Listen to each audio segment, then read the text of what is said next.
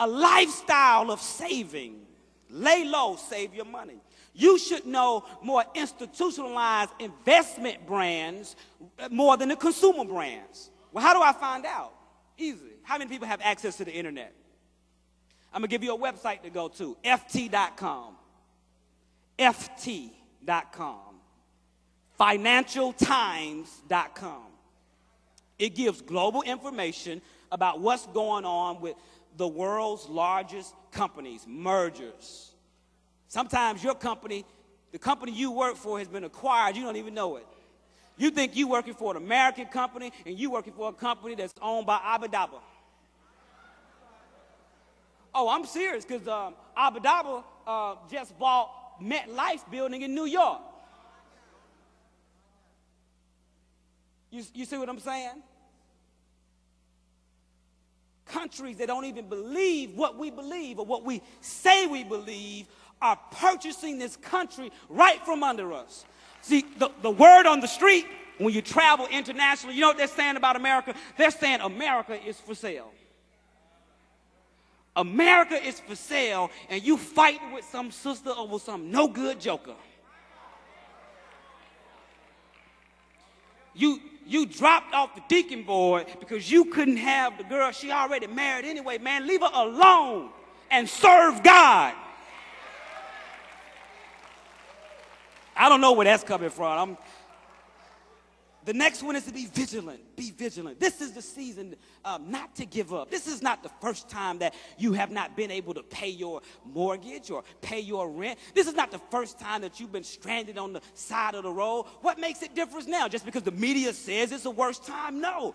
This is the season for you to be persevering. This is the season for you not to give up. This is for the season for you not to give up on your giving. This is the season for you to be consistent in your tithing. You're consistent in your offerings. Your consistency in sowing into the man and woman of God. You don't cut that off now. You increase it now. And you say, well, how do I do that? I already told you. Get out of that 30-year mortgage and get in a 10-year deal.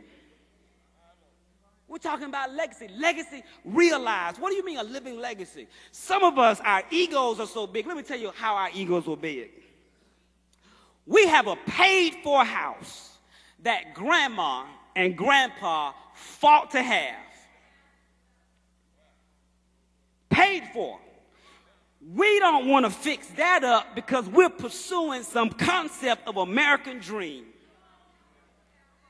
A false concept of American dream. The American dream is not based upon consumerism. This country was founded, either legitimately or illegitimately, depending on who you talk to, by a concept called manifest destiny. We talk about it in the book.